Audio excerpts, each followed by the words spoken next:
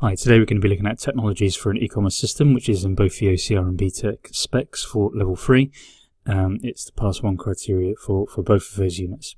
We're going to be looking at hardware and software that may be used within an e-commerce system. So we're going to identify technologies and we're going to define it, and then maybe look at some examples of how those technologies could be used within an e-commerce system. I think the first thing you need to bear in mind is actually that the majority of companies these days probably don't hold everything for an e-commerce system on their own site. Most of them, well, I say most of them, that's an assumption on my part, but there'll be an awful lot of them that will do things that will be held remotely by somebody else. There's a lot of websites that are stored outside of companies these days, or are run through third parties. So for this example, we are assuming that this company wants to run absolutely everything themselves. Okay, that's where you would always come back to. You know, it is true, like I said, that companies will use third parties to do various different things. For example, PayPal is very frequently used for transactions, and websites are frequently stored on other servers. However, so we're assuming that this company wants us to store everything ourselves. So the first we're going to look at will be hardware, and see the main thing here will be that we need a web server in order to hold our website. So obviously websites are held somewhere always. You know, it may be on a different server somewhere else. You know, you may pay someone else to hold your website for you, but in this instance we're assuming, like I said, that the company needs to hold everything themselves. So I've put a little diagram at the bottom about the very basic kind of process that happens that when somebody on a client machine, so basically anyone who's trying to access the website where you're not storing the website, or from a machine that you're not storing the website on, is a client, and then they send a request, which is frequently the URL. So for example, www.bbc.co.uk. It will send the request, and the request will get diverted to wherever the server is held, and then the server will send back the pages that the client wants to see. All of this happens very, very quickly, or usually happens very, very quickly, especially in this day and age where we've got lots of broadband and so on. We'll be looking at that process in more depth if you go on to do the web design unit, because you'll need to know more about it. However, for this instance, you need to know that a web server is the place where the website is held, and you're going to need one. Obviously, the bigger your website and the more powerful your website needs to be, the better your web server needs to be. Any computer out there can be a web server. Obviously, if you're expecting a lot of traffic, if you're going to have a very powerful website, or a very memory-intensive website, then you need a better web server. Also, if you're going to need things like client information such as databases, then you're going to need space for that to be stored on, or if they're going to be uploading things like files to it, maybe that will be something that will need, you'll need to kind of bear that in mind when you're looking at web servers. So you'll need a lot of storage. You're obviously going to need a monitor. Now, actually, you would extend this not just for physical monitors that you kind of default to thinking about, but mobile devices are going to be very important. That is where the growth area is. Really, lots and lots and lots of people are using mobile devices to access websites. So you're going to need to check out what your website looks like on those devices. So you're going to need like a variety of them to check them out, and also with obviously the physical monitors themselves, you're going to need a variety of size there, a variety of resolutions available to you, and so on. For mouse, you can again interchange that for things like input device. So the most common thing will be a computer mouse. However, see, if you are using a mobile device, you may also be using something like a stylus or your finger. So you need to see how your website will kind of deal with that. Other items of hardware, you're going to need routers, because ultimately your website needs to be connected to the internet, and Ethernet cables, because you want the quickest possible connection, and Ethernet cables will help you do that. You're going to need to be looking at things like networking, for example, ports, and you'll need to be using things like the TCP/IP protocol. We'll look at that in depth in another unit later on. Internet speeds, obviously you will need really fast internet connection, because if you think about if you are the sole person using your broadband connection, then if your connection is slow, then it'll only be you that's affected by this. However, if you have lots of people trying to view content that is on your machine, then they're going to be clogging that up even more. Think of it as like a main road where if you have lots and lots of traffic on there, then everything kind of grounds to a halt. So that's something that you'll need to think about. You may need to think about using things like business internet connections, which may be able to improve your availability even more. The types of things that you need to think about there. In terms of software, again, you're going to need a web server, and there'll be commonly things such as IIS, which comes installed on all Windows machines, or Apache, which is a free download, which is very commonly used. Apache usually comes with things like PHP and MySQL, which make it extremely useful, whereas IIS doesn't really do any of that. So,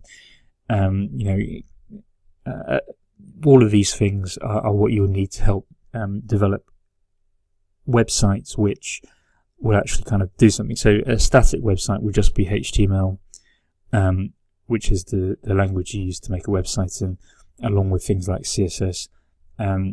JavaScript has limited kind of power, but especially if you're using it at a client level. So in other words, if it just executes on the client machine, your machine, then it's only going to be able to do a limited amount of stuff. However, once you start using other technologies, then your websites become much more powerful. You're going to want a large variety of web browsers. You've got to remember that there are still a huge amount of websites, some huge amounts of web browsers that are available out there to use right now, and your website needs to potentially look as good as possible in every one of them. So older websites, particularly things like the older versions of Internet Explorer, were particularly bad at adhering to web standards, and therefore were particularly slow and displayed things in a way which they shouldn't have been displayed. I think it's a polite way of putting it. But yeah, you're going to need a huge amount of web browsers there. Web creation tools, how are you going to make your website? Now, I've had so many students over the course of my teaching career tell me that they can't make a website because they don't have Dreamweaver, which is a spectacular amount of piffle, frankly. All you need is a text editor to make a website. So, that could be something as simple as Notepad. Dreamweaver is useful in terms of prompts, and sometimes the design view can be useful. However, in my experience, students rely overly on this rather than actually checking it physically in a browser, because most of the time the websites will look different in a browser than what it does in your design view.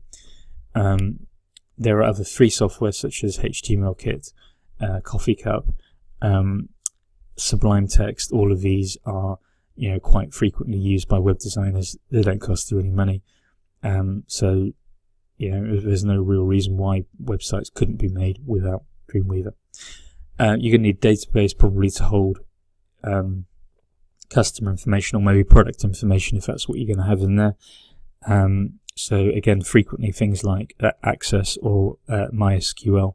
So MySQL is part of the Apache suite that we mentioned earlier, and links up nicely in with PHP. So that's can be quite good. Access isn't really particularly useful for larger databases. but it certainly will do the job for most instances. If you are hosting a website, you're going to need security software. So, you're going to need to be trying to stop people from doing nasty things on your computer,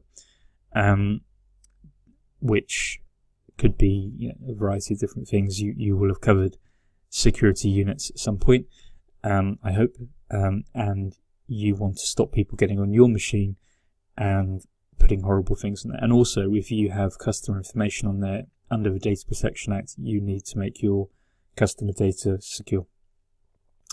You need a domain name. So what is your website going to be called? So for example, www.joeblogs.com, or something which people can remember. You'll be surprised at how many websites are actually poorly named out there. It's at the end of the day, if people can't find your site, they won't go to your site. It's that simple. Programming languages. So you've got a variety of different programming languages that you need to mention. So for example, PHP or ASP.NET are server-side scripting languages. So basically what these do are they make your website actually do useful things. So for example, a customer can make orders, or they can do things like browsing stock, because it links to databases generally, which is also things like SQL. So that's called structured query language, which is basically how databases are made. If you ever make it to levels 4 or 5, you'll touch SQL. In terms of trying to think about how databases are made, because it's a very important thing. You need to be able to use this stuff. It's actually probably slightly easier than using Access, to my experience. JavaScript is again programming language that works with websites. Don't confuse it with Java. And JavaScript will make your website more interactive and make it do more things. HTML is hypertext markup language, which is a structuring language which helps you lay out your website.